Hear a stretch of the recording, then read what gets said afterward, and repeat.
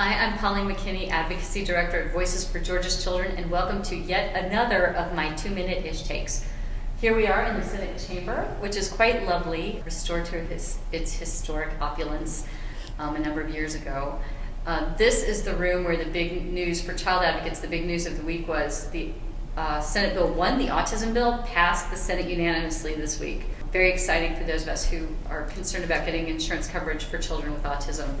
The bill, you can read all about it online, but the bill basically would require small businesses to provide insurance for children 6 and under who are diagnosed with autism. There's a $35,000 a year cap for services.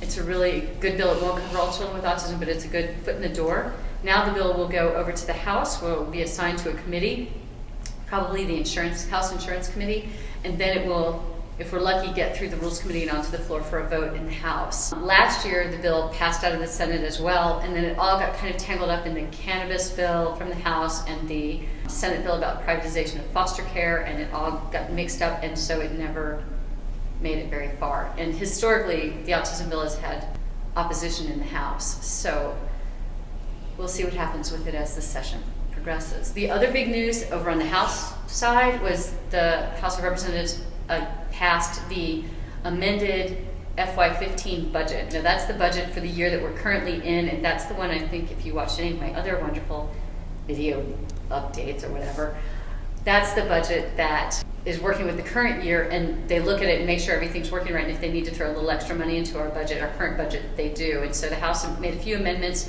which you can also read in our update, and passed that out. So now that goes to the Senate, where the Senate will start a deeper consideration of the House's amended budget. This coming week, the lawmakers are in Monday, Tuesday, and Wednesday, and then they go home for Thursday and Friday. That is as far of the legislative schedule as we have. When they came into session, they passed what's called an adjournment resolution, which sets up their schedule for as many days as they can agree on at the time. There will be another adjournment resolution, but I don't know what it's going to say. So for this week, we only know they're scheduled to basically Friday, and then who knows if they'll ever come back, but I think they will.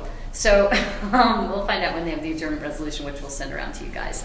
That's kind of the big news. Again, sign up for our updates here. So your advocacy ask for this week is to take the information that you got at last week's advocacy ask when I had you look up your senator and representative. I want you to call your senator and say thank you for voting yes on Senate Bill 1, the autism bill.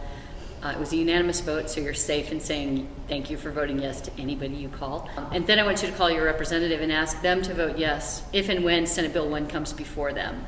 We just need everyone to know how important that bill is over on the House side as well. And when you call all these folks, don't forget to say thank you, and thank you for all the work you do for the state, because I can tell you pretty much everybody in these chambers really wants to do good, and they really want to know when they do right. They find out really fast when they do wrong, but it's good to say thank you when they do the right thing. So that's my ask for this week. Thanks for watching us again, and we will see you next week. That's it.